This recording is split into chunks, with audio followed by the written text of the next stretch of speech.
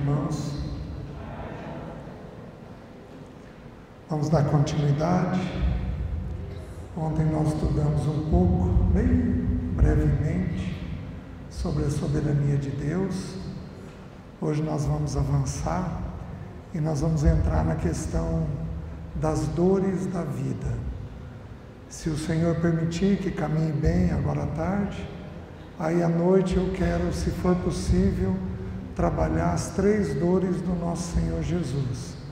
Porque são dores que, se Ele passou, nós também vamos ter que passar, não tem jeito, né? Ô Espírito Santo de Deus, como nós temos necessidade do Senhor e da Tua visitação, precisamos de Ti. Por isso, vem sobre nós e ajuda-nos, Senhor. Ajuda-nos, ajuda a nossa mente, ajuda o nosso coração a entendermos tudo dentro da Tua vontade, a fazermos tudo o que está no Teu coração. Senhor, em nome de Jesus, vem e ajuda-nos. Derrama graça sobre a vida da Márcia. O Senhor é poderoso para nos restaurar em tudo. Então vem sobre ela, em nome de Jesus, e abençoa ela, Pai. Cuida dela. Senhor, muito obrigado por essa tarde e por esse corpo que se reúne aqui em Teu nome. Obrigado porque o Senhor passeia entre nós e o Senhor passeia distribuindo bênção e vida, como diz a Tua palavra.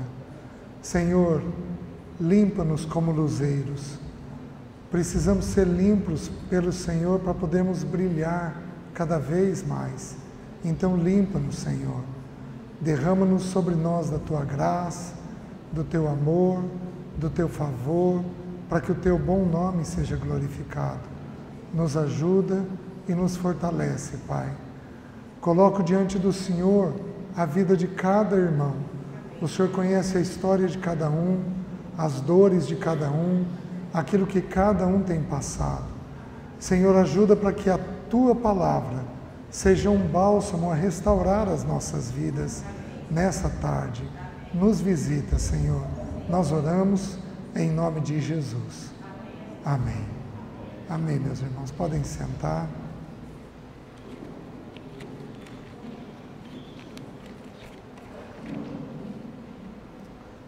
Amém. Meus queridos, aprove ao Senhor tomar 3 instrumentos para nos forjar. A gente tem na figura do tabernáculo, uma das peças do tabernáculo, é uma peça maravilhosa. Todas elas falam ou de Cristo, da pessoa dele ou da obra dele. Então lá no tabernáculo você tem uma porta, Jesus é a porta. Você tem um altar de holocausto, que representa a cruz, onde o animal era morto. Você tem a bacia de bronze, que representa a palavra de Deus, porque nela nós nos lavamos. Aí você entra na tenda, no lugar santo, você tem à tua direita a mesa dos pães, que representa a pessoa do Senhor e em partes a nossa pessoa. Por que a pessoa do Senhor? Porque Jesus diz que Ele é o pão vivo que desceu do céu. Então representa a pessoa do Senhor. Por que nos representa parcialmente? Porque Paulo, falando aos Coríntios, ele diz que nós somos pão. Então as pessoas também comem de nós. Obviamente que comem do que nós temos, de Cristo em nós. Aí você tem o altar de incenso, que representam as nossas orações, que são todas guardadas lá no céu e derramadas diante de Deus. E nós temos o candelabro. E aí quando você entra no Santo dos Santos, você tem a Arca da Aliança. O candelabro é uma figura interessante, porque o candelabro, o nome já diz, ele é um luzeiro. Então o candelabro tem um sentido duplo. O candelabro representa Cristo, porque Jesus falou, eu sou a luz do mundo. Mas o candelabro também representa a mim e a você, Porque Jesus falou, vós sois a luz do mundo. Então ele também é uma peça que fala de nós.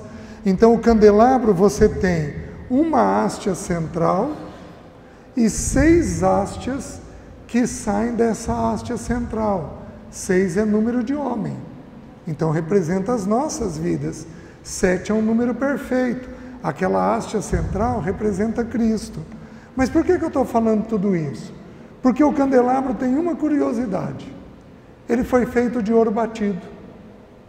O que significa feito de ouro batido? Significa que ele foi entalhado. Ele não foi derretido. Então eles reuniram um bloco de ouro e o artesão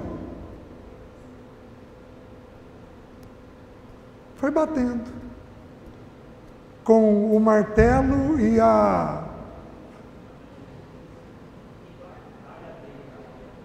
que os carpinteiros usam, formão. Ele pegou um formão e foi batendo. E ele foi tirando as peças. Só que o que acontece? Eu sou uma peça, o Emerson é outra peça, a Adriana é outra peça. Numa peça o formão bate de cima para baixo. Noutra peça o formão bate de baixo para cima. Numa peça o formão bate na lateral. Noutra peça, às vezes tem que dar uma pancadinha mais forte para endireitar alguma coisa. Então, a maneira de Deus nos corrigir é muito única. A maneira dele nos trabalhar é muito única. Por quê? Porque ele é quem tem o formão e o martelo. Vem dele a maneira de fazer. Então, deixa eu retomar a frase do início. No início, eu comecei falando o seguinte: aprove a Deus pegar 3 instrumentos para formar a nossa vida. Quais são os 3 instrumentos? João 17:17. E conhecereis a palavra, santifica-os na verdade, a tua palavra é a verdade. Então, primeiro instrumento que ele usa, a Bíblia, a palavra dele. Segundo instrumento que ele usa, segundo aos Coríntios 3:18. E todos nós, com o rosto desvendado, contemplando como puro espelho a glória do Senhor, somos transformados de glória em glória, como pela sua própria imagem o Senhor, o Espírito. Então, o Espírito Santo toma a palavra e aplica nos nossos corações.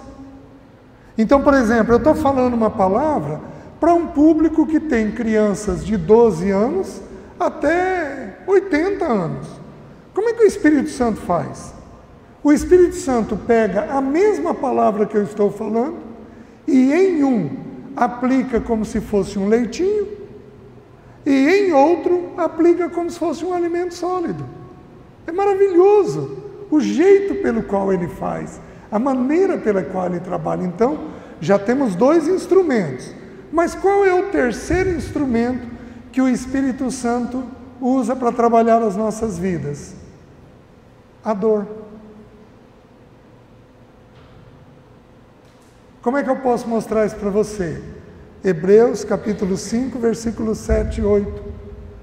Ele, Jesus, nos dias da sua carne, tendo oferecido com forte clamor orações e súplicas a quem o podia livrar da morte, e tendo sido ouvido por causa da sua piedade, o versículo 7 fala de Jesus no Getsêmani.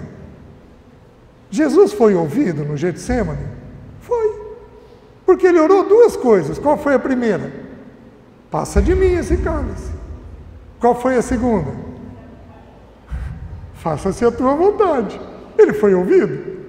Foi. A vontade do Pai foi feita na vida dele. Vocês estão entendendo?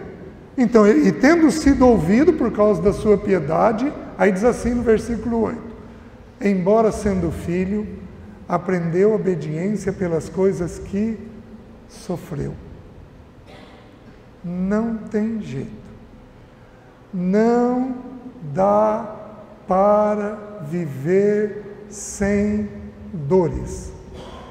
Não dá para viver sem sofrimento. Não dá.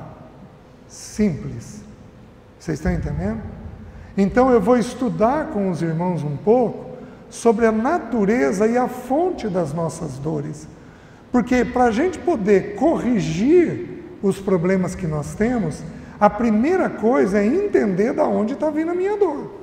Eu tenho que saber de onde que ela procede, da onde que aquilo está sendo gerado, para eu poder corrigir aquilo que eu estou vivendo. Quem aqui tem dor física? Levanta a mão. Levanta alto. Certo? Deixa eu fazer a pergunta inversa. Quem aqui não costuma ter dor física? Levanta a mão. Ó, alguns poucos. Certo? Esses são bem saudáveis. Tem pessoas que são muito saudáveis. Elas não adoecem via de regra. Quem aqui tem dores de alma? Ansiedade, tristeza, depressão, angústia. Levanta a mão. Quem aqui não costuma ter dores de alma? Levanta a mão. Não sofre. Muito bom. Alguns poucos também. Certo? Quem aqui tem problemas de ordem relacional? Levanta a mão. Levanta alto. Já estão cansando? Vai ficar aqui. A gente pode ter de ordem conjugal, paternal, filial, de amizade, com irmãos. A gente pode ter todo tipo de dor relacional. Meus queridos, olha a beleza das Escrituras. Isaías 53 diz que ele levou sobre si as nossas dores e as nossas enfermidades.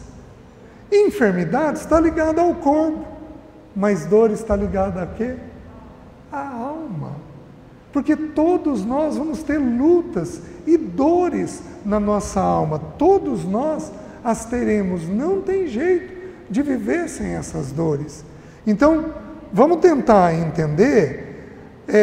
Só que antes de eu falar, eu quero repetir um pouquinho o que eu disse ontem para vocês, com outros versículos, mas muito rapidamente. Você não pode pensar em dor sem pensar em três coisas. A primeira, Deus é amor. A segunda, Deus é soberano. A terceira, tudo tem um propósito. Tudo tem um propósito. Essas três coisas são extremamente necessárias nós vermos. Se você não vê, você olha a dor de tal maneira que ela te engole. Meus queridos, às vezes a dor é como um buraco negro, esse que existe na estratosfera aí. Dizem que o buraco negro engole tudo que está ao redor. Vai engolindo, vai engolindo. Se você não souber lidar com a dor te engole. Você não para de pensar nela. Você não para. Quem aqui já teve problema no ciático? Nossa! Dá para parar de pensar no ciático quando você está com dor? Se eu tivesse com dor no ciático, eu ia estar pregando mais ou menos assim. E qualquer movimento que eu fizesse, o meu semblante ia denunciar. Porque quando você tem dor, você só pensa numa coisa. Que coisa é essa? Na dor. Então, se você não sabe lidar com as dores da vida, a dor te engole. E você para de viver e começa a viver apenas em torno dela. E isso é uma tragédia para um filho de Deus, porque não é a intenção de Deus fazer isso. Pelo contrário, é para a gente ver Ele nas nossas dores.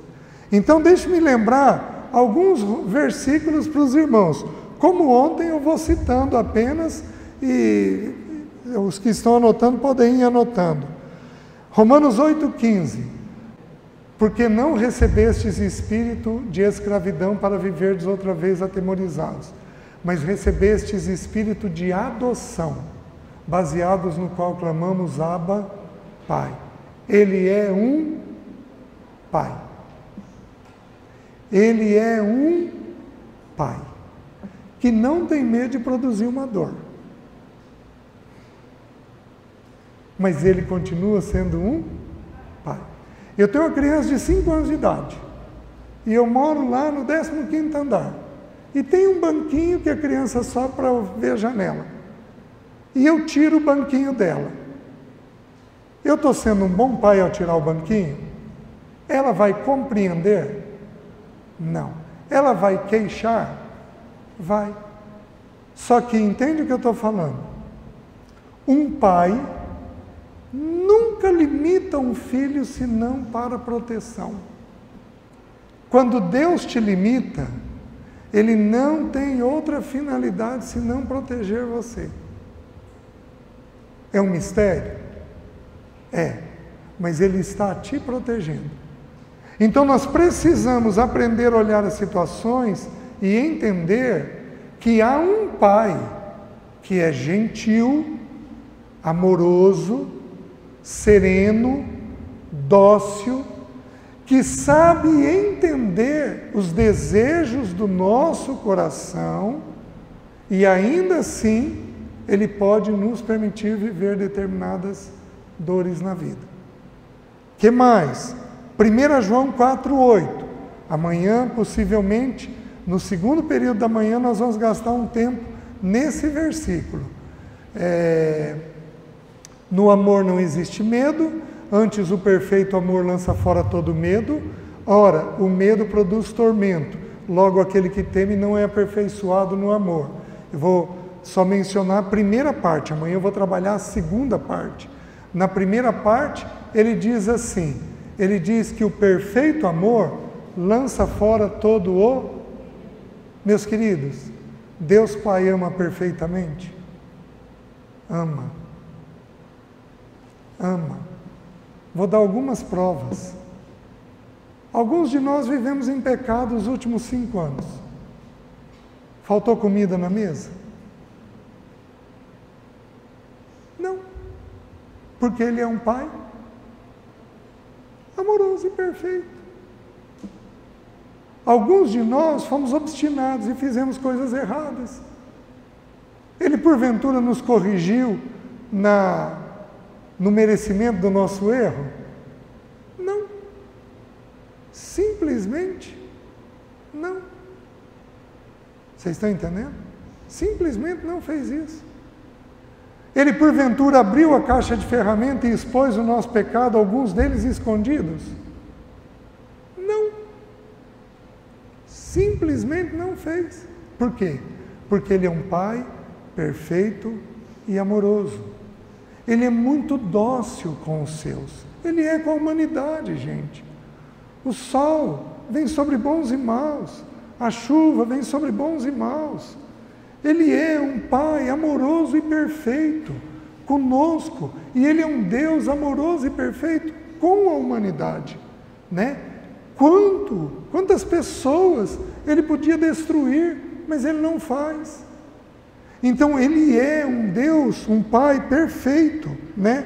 1 João 4,19 nos ensina outra coisa, diz assim, nós o amamos porque Ele nos amou primeiro. Numa relação a dois, alguém sempre tem que dar o primeiro passo. Entre nós e Deus, quem foi? Deus. Somos criaturas terríveis. Uma vez, eu estava com uns 18 anos de idade, um dos irmãos que me discipulou, ele contou a história, eu não me lembro mais quem que era um artista plástico, que ia no ferro velho e pegava coisas descartadas por todo mundo, e fazia das peças, fazia do material que ele pegava, obras de arte. Meus queridos, Deus é assim. Quando Ele deu aquele exemplo, eu me vi, eu estava num lixão. aos 15 anos de idade, eu era terrível, cheio de pensamentos ruins, cheio de pensamentos graves na minha cabeça. Ele me olhou num lixão e ele foi lá, pega a vida da gente e faz da vida da gente uma santa e bendita e bela obra de arte, porque ele é um pai amoroso. Então, você precisa entender que ao passar por um sofrimento, por uma dor, por um problema, que atrás daquilo há uma mão gentil, há uma mão amorosa, que sabe onde está te levando. Existe uma frase do Swindoll, do Charles Swindoll, ele copiou de alguém, mas eu copiei do Swindoll, então vale aí. A frase diz assim: quando sabemos quem, não perguntamos por quê. Quando sabemos quem, não perguntamos por quê. Oh Deus, por que isso? Oh Deus, olha o que o Senhor está fazendo comigo, Deus. Por que o Senhor está fazendo isso comigo? Quando sabemos quem faz, não precisamos perguntar por quê. Por que nós não perguntamos? Porque nós simplesmente temos um coração descansado na boa mão daquele que está fazendo. A mão dele é gentil, a mão dele é dócil, a mão dele é amorosa. Meus queridos, tem um versículo que me marca profundamente, Deuteronômio 1:31. Ele diz assim, que naqueles 40 anos, se referindo aos 40 anos do deserto, por que eles ficaram 40 anos no deserto? Porque eles foram desobedientes, certo? Quando um filho é desobediente, a tendência da gente é fazer o quê? Deixa lá num canto. Olha o que o texto bíblico diz. Diz que ele nos tomou pela mão direita, como um pai toma o seu filho, e nos conduziu aqueles 40 anos no deserto. Quem que estava conosco na consequência do nosso erro? O nosso Deus, o nosso Pai, amoroso e perfeito, único, como só Ele é.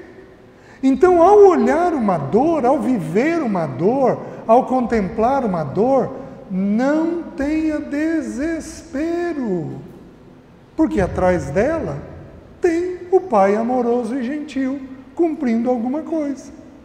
Primeira coisa. Segunda coisa, nós temos que lembrar que não existe apenas o caráter amoroso de um pai, mas existe também o caráter soberano de um Deus, como nós vimos ontem.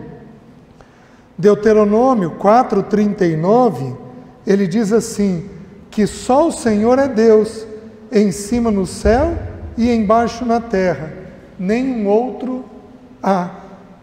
Ele é Deus. Salmo 135, versículo 6, olha o que diz: tudo quanto aprouve ao Senhor, Ele o fez, nos céus e na terra, no mar e em todos os abismos. Ele tem a vontade dele soberana no mar. Um irmão pode morrer afogado no mar sem a permissão de Deus? Primeiro, porque a morte é um desígnio dele.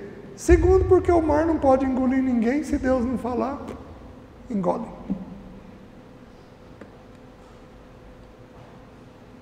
Nossa, gente, é de pôr o joelho no chão. Mas é de pôr o joelho no chão. E de dar temor, de saber que esse Deus, Ele é poderoso. E Ele cumpre os seus desígnios. Depois nós temos Daniel 4:35. Todos os moradores da terra são reputados por Ele como nada.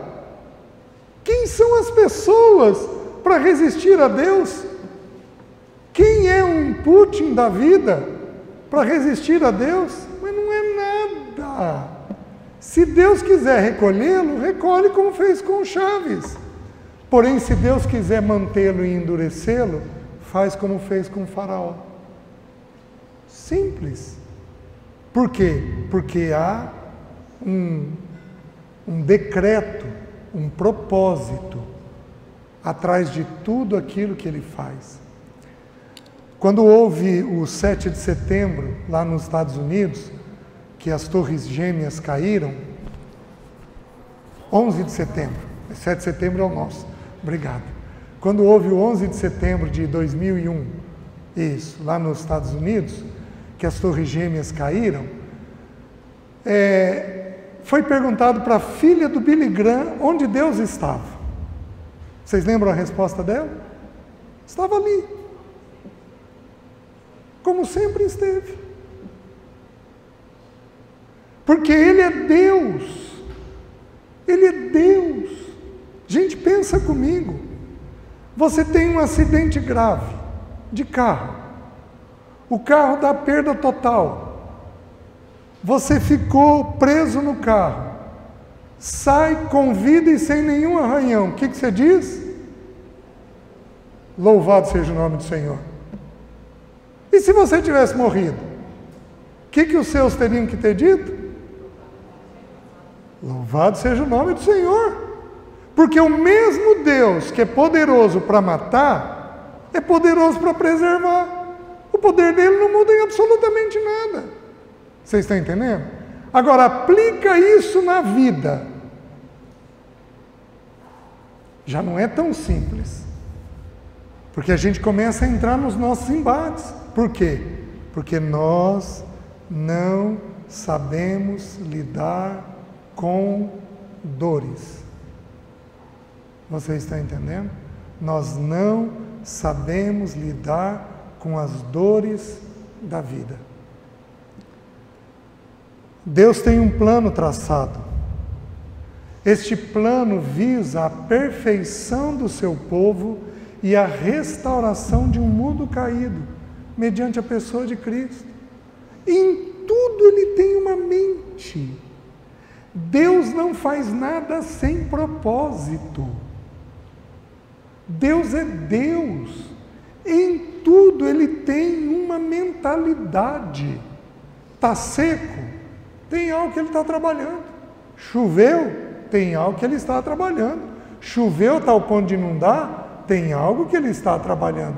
Porque em todas as coisas existe um propósito na mão de Deus. O que os governos mais radicais fazem? Eles têm raiva disso. Porque eles querem ser Deus. Não, é o governo que provê. É o governo que provê.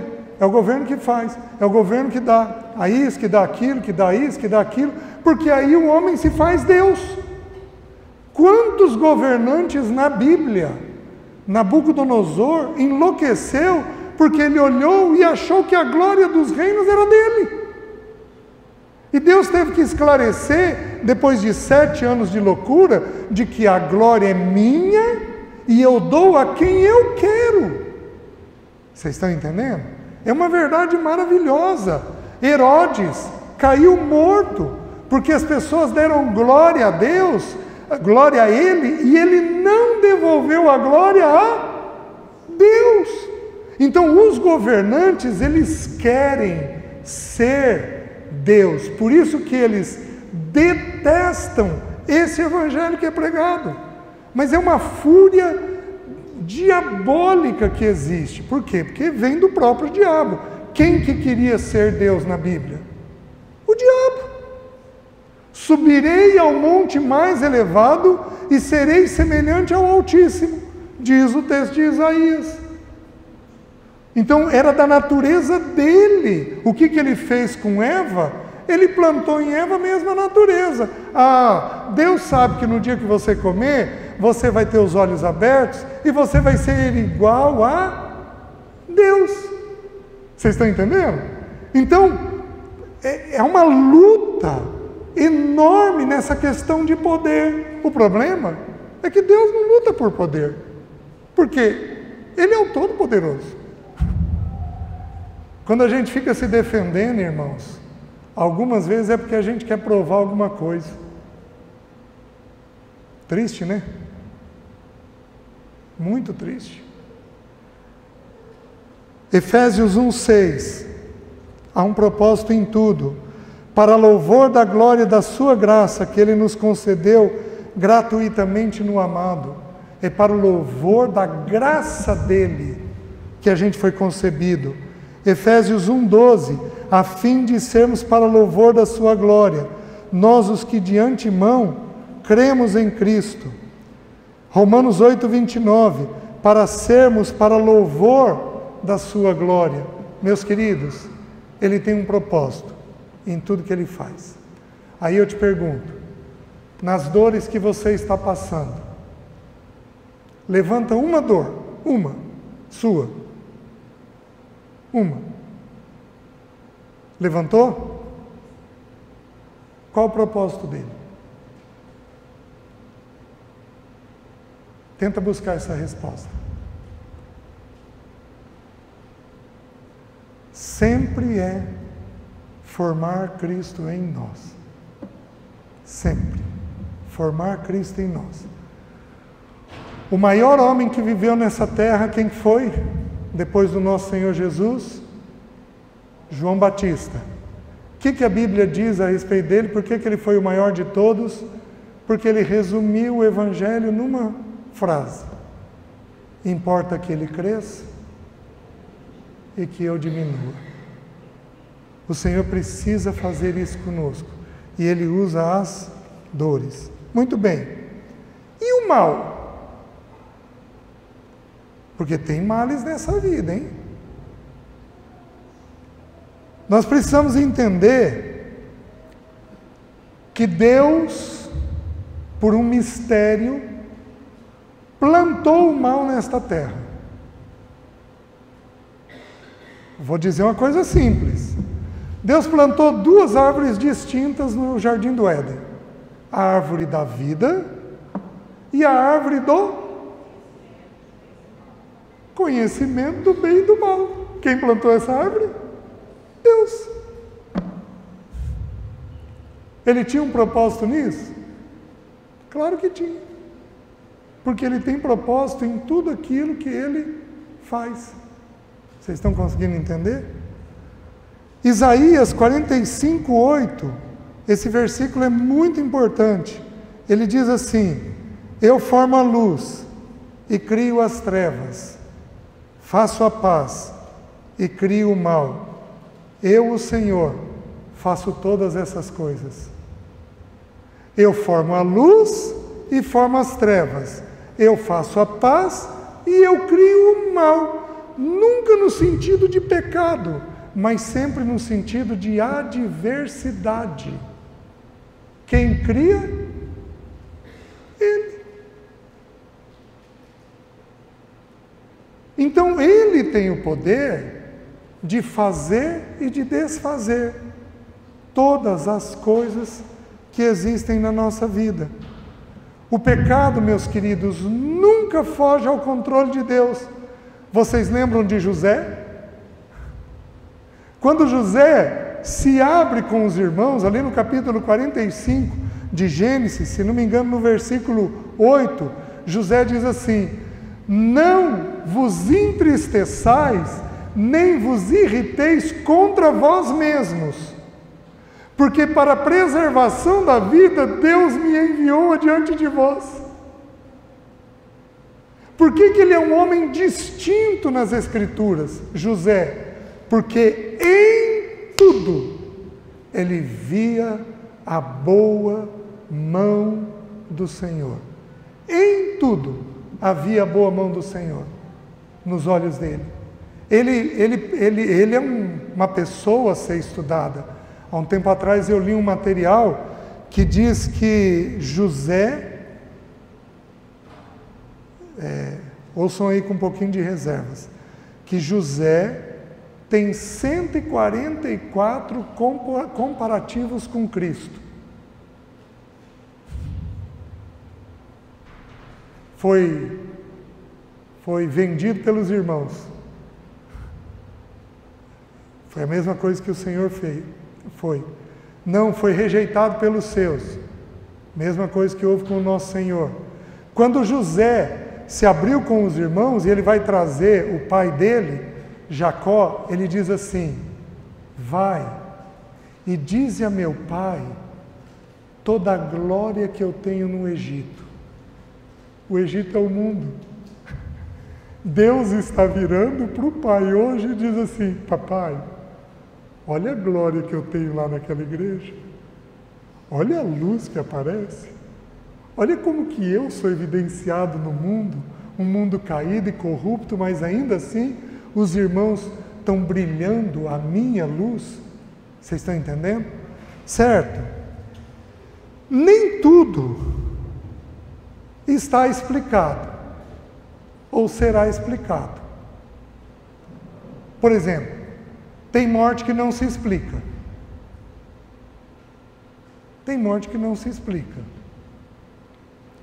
Como é que um missionário, servindo ao Senhor a vida toda na América Latina, volta para os Estados Unidos, na velhice, para terminar os seus dias em família, dá ré no carro e passa em cima da cabeça do neto? Dá para explicar um negócio desse? Dá para ter consolo, a não ser no Senhor? Meus queridos, não tem jeito. Não tem jeito, a não ser pela boa mão do nosso Senhor fazendo tudo com um santo e bendito propósito. Então Deuteronômio 29 diz assim: as coisas reveladas pertencem a nós e aos nossos filhos, mas as encobertas pertencem ao Senhor. Então nós temos que saber esperar no Senhor, porque tem algumas coisas que Ele pode não nos esclarecer e nós simplesmente não sabemos exatamente como agir naquilo lá, né? Não tem uma explicação clara na nossa mente do porquê daquilo. Muito bem, estão inteiros? Posso continuar? O tema é um pouquinho mais denso, né? Mas vamos lá. O sofrimento, ele tem 4 lugares de onde ele vem. Então, existem 4 origens para toda a dor que eu e você passamos. Você precisa saber identificar aonde está a origem, para saber o que fazer com aquilo. Então, eu vou mencionar as 4 origens. A primeira, no pecado original. Romanos 6:23 diz o quê? Porque o salário do pecado é a morte, mas o dom gratuito de Deus é a vida eterna em Cristo Jesus. O salário do pecado é o quê? E com a morte entrou todo tipo de dor. Com a morte entrou todo tipo de dor. Existe um texto que é um mistério para os irmãos, para os estudiosos, o texto do último capítulo de Apocalipse, que diz que haverá lá em Jerusalém uma árvore cuja folhagem será para a cura dos povos. Mas peraí, não vai entrar dor, não vai ter lágrima. Do que nós vamos ser curados? É um mistério. Talvez a árvore seja a própria árvore da vida, e talvez a cura seja o nosso avanço no Senhor. Não se sabe, mas é um texto que está lá. Então, nós precisamos entender que quando Adão e Eva pecaram, os céus, a terra, entrou numa convulsão. Onde que essa convulsão foi vista com clareza? Quando ao meio-dia, o meu e o seu pecado foi colocado sobre Cristo. Vocês lembram o que houve com a terra ao meio-dia? Trevas, trovões, relâmpagos, terremotos, muitos santos ressuscitaram. Por quê? Porque era a Terra, o planeta Terra, convulsionando por causa do meu e do seu pecado. Isso encontra respaldo em Romanos 8, que diz que a terra, ela sofre angústias, aguardando a revelação dos filhos adultos de Deus. Ela geme, a palavra usada ali é gemer, ela geme, aguardando a revelação dos filhos adultos de Deus. Por quê, meus queridos? Por causa da nossa vaidade. É uma insensatez o que eu vou dizer, mas eu tive uma fase que eu gostei de relógio. O que eu fiz? Tinha 6. Tá, mas eu te pergunto, eu preciso de 6 relógios?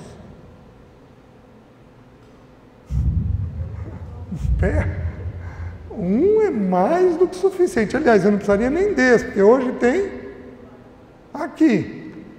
Eu precisaria? Não, pura vaidade. Estou lá com eles até hoje, pedi perdão ao Senhor já, estou definindo para quem que eu vou dar. Estou aceitando sugestões. É vaidoso isso daí, não é necessário isso em nós, né? Então, todo tipo de dor decorre em primeiro lugar do pecado original, não tem jeito. Lá do início de tudo. Então é dali que entrou a morte, com a morte, todo tipo de perda, todo tipo de dano. Gente, nós temos que lembrar que não é apenas pessoas quem morrem.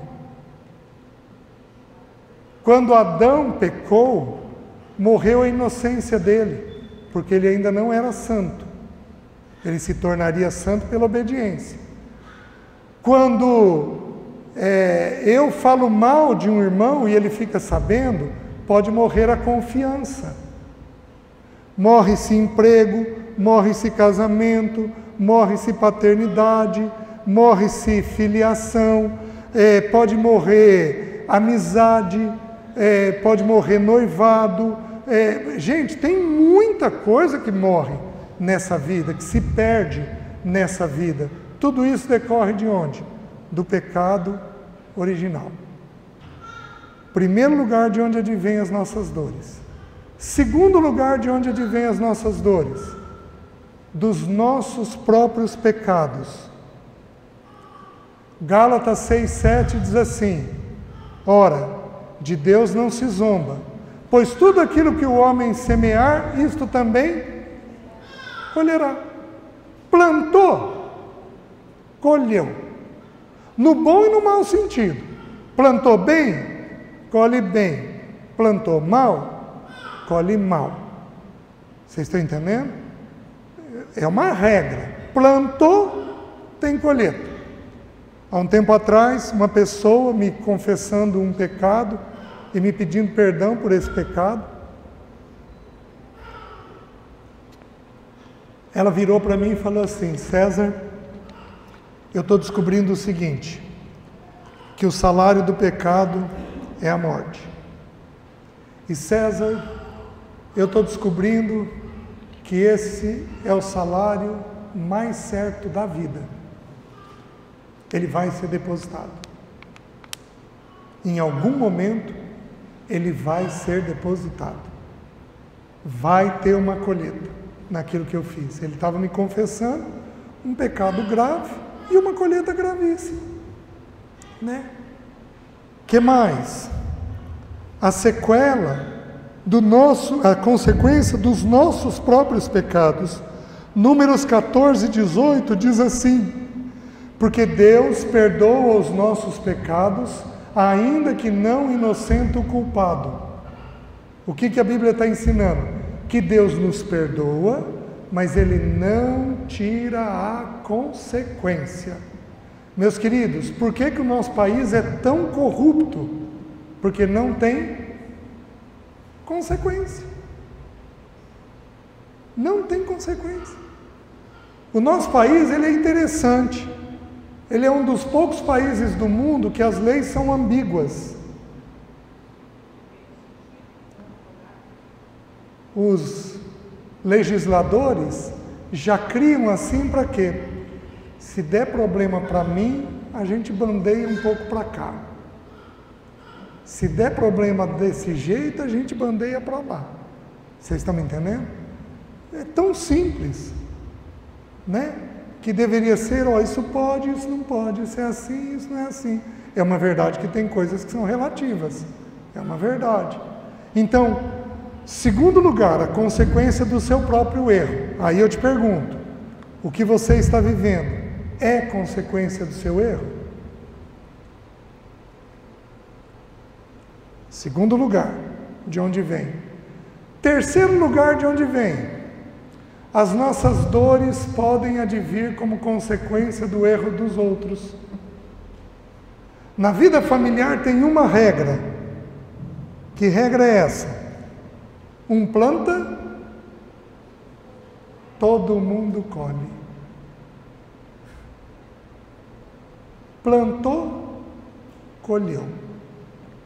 Todo mundo. Vamos pegar um homem que resolve fazer uma dívida, um dos irmãos homem aqui na igreja, resolve fazer uma dívida monstruosa. E você tem que sair fugido. Você vai sozinho? Em geral, não. Dependendo da idade dos filhos, você vai pegar a esposa e os filhos e vai fugir. Então, todos eles estão pagando o preço por um erro seu. Então, nós podemos sofrer em decorrência do pecado dos outros? Podemos. Nós que somos líderes, se nós errarmos, a igreja sofre? Olha que interessante, meus queridos. Nas ofertas, na lei mosaica, nas ofertas, numa das ofertas, você oferecia pelo povo um boi pelo pecado do povo. E pelo pecado do sacerdote, você oferecia um boi. Bom, mas peraí. O pecado do sacerdote tem o mesmo peso do pecado do povo? Tem. Porque o sacerdote pode levar todo um povo a pecar. Faz sentido? Vocês estão entendendo? Então você pode estar sofrendo em decorrência do pecado de outras pessoas? Pode. A gente vai ver o que fazer com cada dor dessa.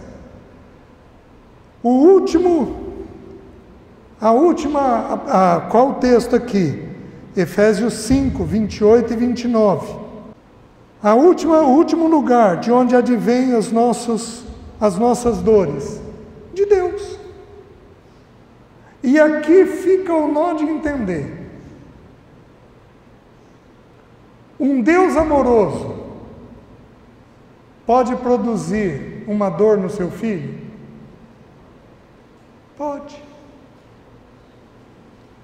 Os irmãos que me trouxeram, o Emerson e a Diná, eles estavam me contando de uma netinha que nasceu com sequela neurológica. Nasceu. Quem fez isso? Deus. E fez como um ato de amor.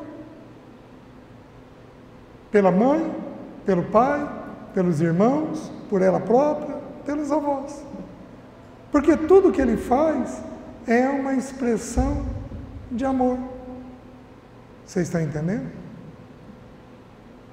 Então, cada um de nós tem suas dores. E a dor, meus queridos, nos ajuda a nos mantermos abaixados. Porque senão a gente se ensoberbece com relativa facilidade.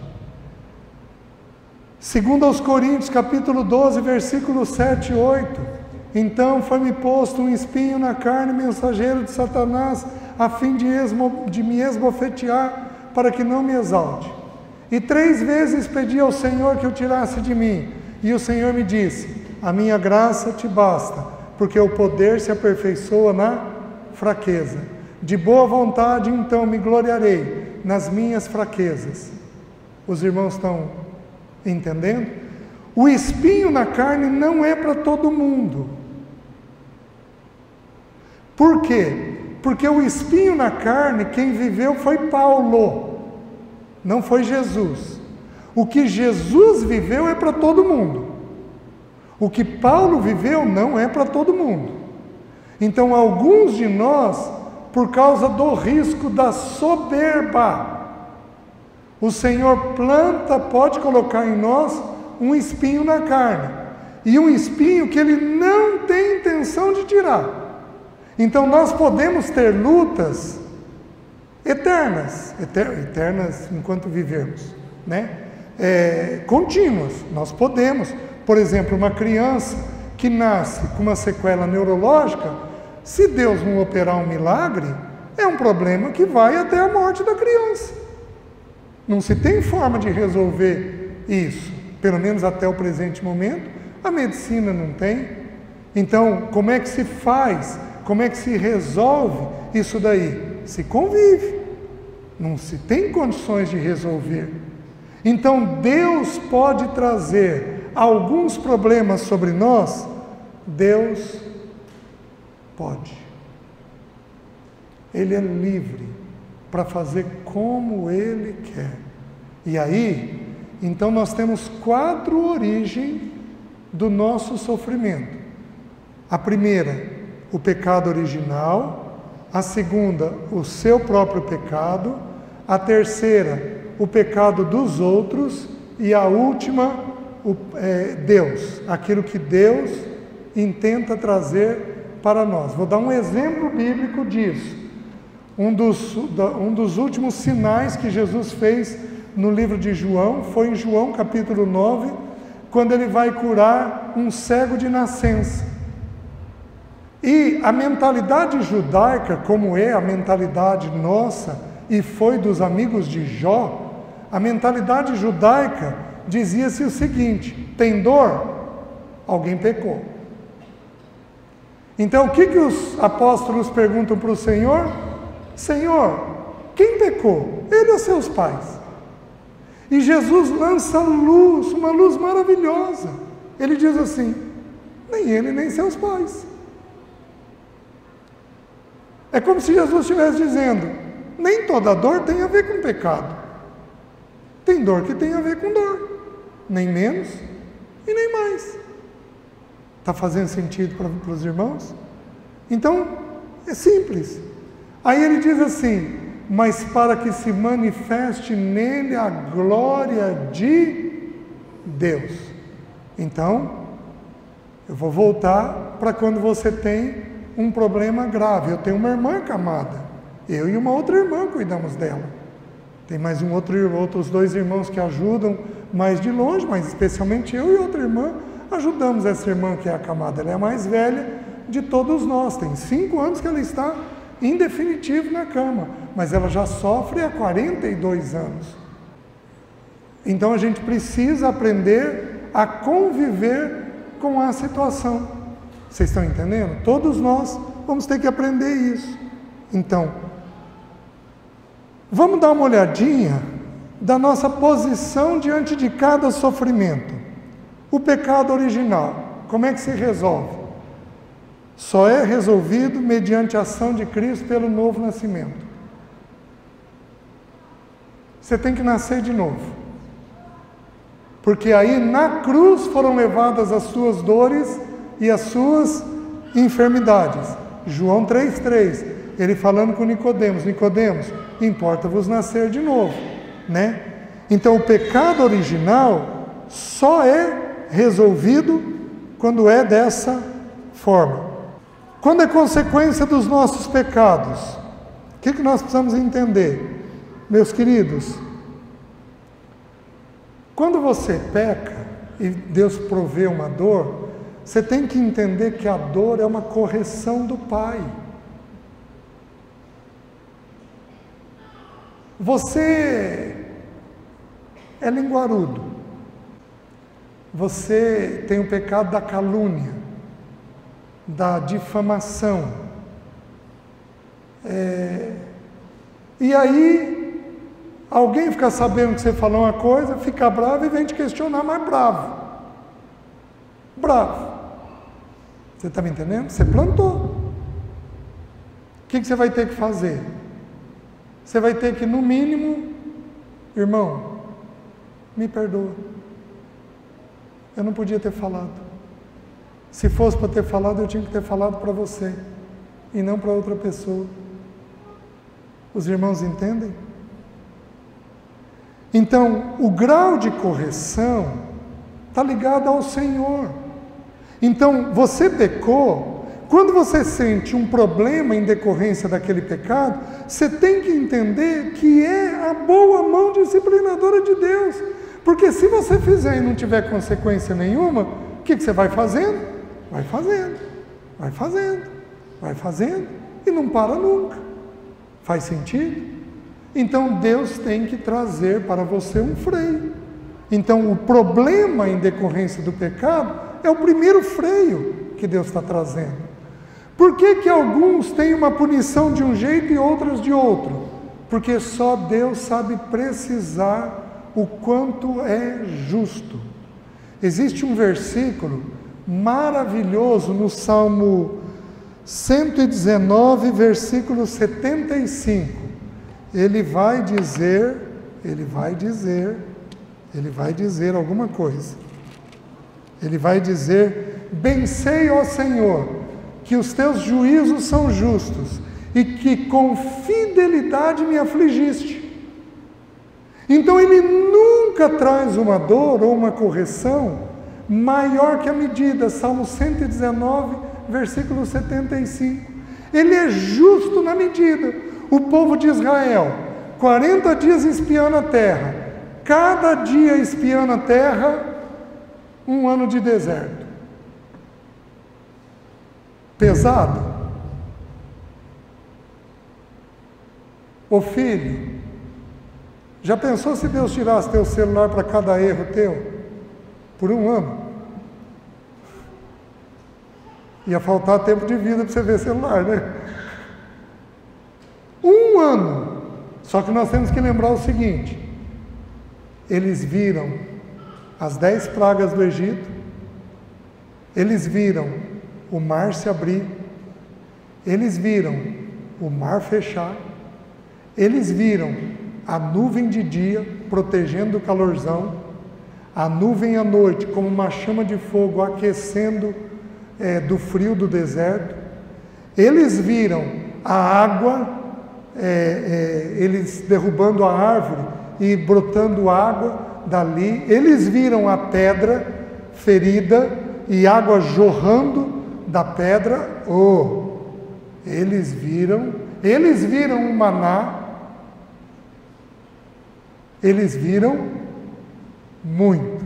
A quem mais é dado, mais é requerido. Eles viram muito. Então, quanto tempo você vai permanecer num erro? O tempo que Deus decretar. O tempo que Deus decretar. Nem menos, nem mais. Faz sentido? Por que Deus age de um jeito com um e de outro jeito com o outro? Deus é quem tem os seus decretos e os seus desígnios. Ele sabe a maneira de fazer a correção dentro de cada um de nós. Então, por quanto tempo a colheita se dará, é um processo de Deus, porque você tem que entender que Deus é o Senhor do tempo. Então Deus diz assim, na palavra dele, os apóstolos perguntam para ele em Atos 1,6, Senhor, quando serás o tempo que restaures o reino a Israel? E olha o que ele diz, Jesus responde, não vos compete conhecer tempos e épocas que o Pai reservou para a sua exclusiva autoridade. Querido, tempo é um desígnio do Pai. Ele é quem determina quanto e em que proporção. Mas o fato é o seguinte, Ele cuida de nós nas nossas colheitas. Vocês estão conseguindo entender? Quem são as pessoas que mais sofrem com as dores? Nós temos 2 tipos de pessoas. Nós temos aquelas que pensam muito. Quem aqui pensa muito? Levanta a mão. E nós temos aquelas que sentem muito. Quem aqui sente muito? Levanta a mão. Quem foi os 2? Bom, porção dupla, né? vai sofrer em dobro, digamos assim. Essas pessoas tendem a sofrer muito. Existem crianças, isso vem com a criança, foi Deus quem fez. Existem algumas crianças que são muito perceptivas. Então elas têm 5 anos de idade, bate o olho na mãe e vê que a mãe está triste. Com 5 anos. Com 6 anos descobrem que se morre na vida. E aí lida com morte com 6 anos de idade. Com 7 anos de idade se descobre que pode faltar dinheiro. E a gente ter necessidade. Tem criança que é ligadaça, que tem 50 antenas na cabeça. E aí, ela é uma esponja. Joga tudo para dentro. Essa criança, se você não ajudá-la, ela passa a sofrer em demasia. Por quê? Porque ela vai absorver muitas coisas fora de época na vida.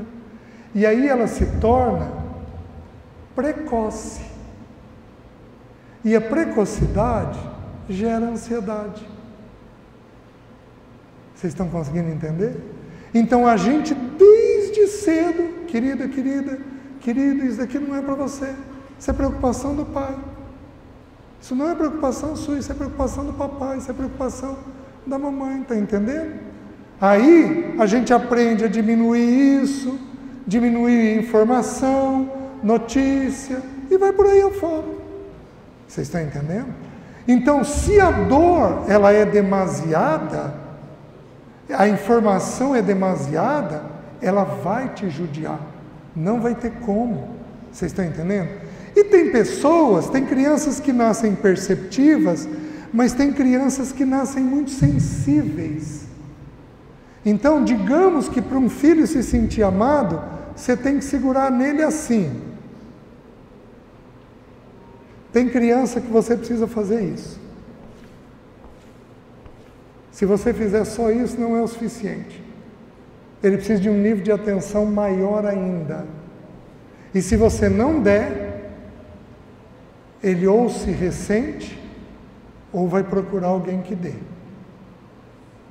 Aí na adolescência vira um nó.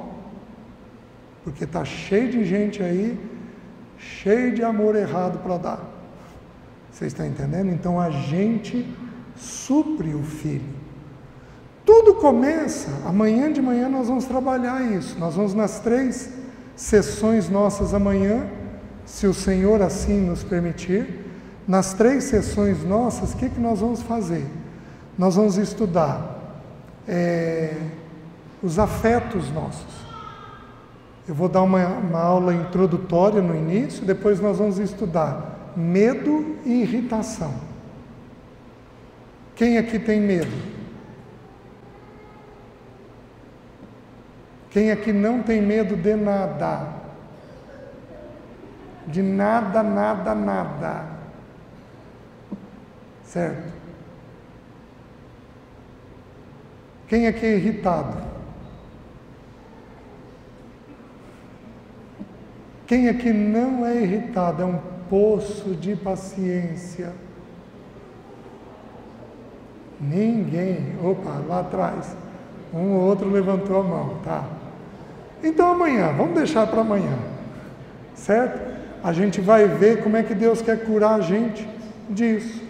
Então, essas crianças que sentem muito, elas precisam aprender a lidar com as emoções dela. Então, se ela é muito irritada, se ela é muito tensa, se ela é muito triste, se ela é muito abatida, você tem que procurar ver qual é a origem disso daí. Em geral, carrega na emoção.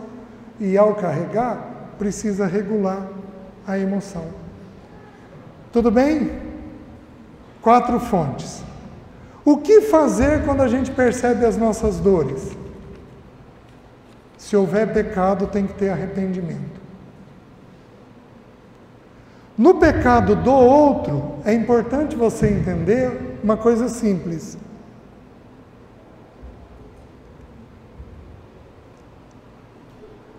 Se o outro não mudar, Deus muda você diante da situação. Eu tenho uma historiazinha, eu conheço, assim, tem 40 anos que eu ouço, então eu amo ouvir. Uma senhora, a neta dela me contou, uma senhorinha, já bem de idade, o marido traía mesmo na velhice, já bem de idade ainda traía. E ela não suportava mais aquilo. E ela tomou uma decisão de separar. E ela foi orar ao Senhor. Isso é uma história talvez de uns 60, 70 anos.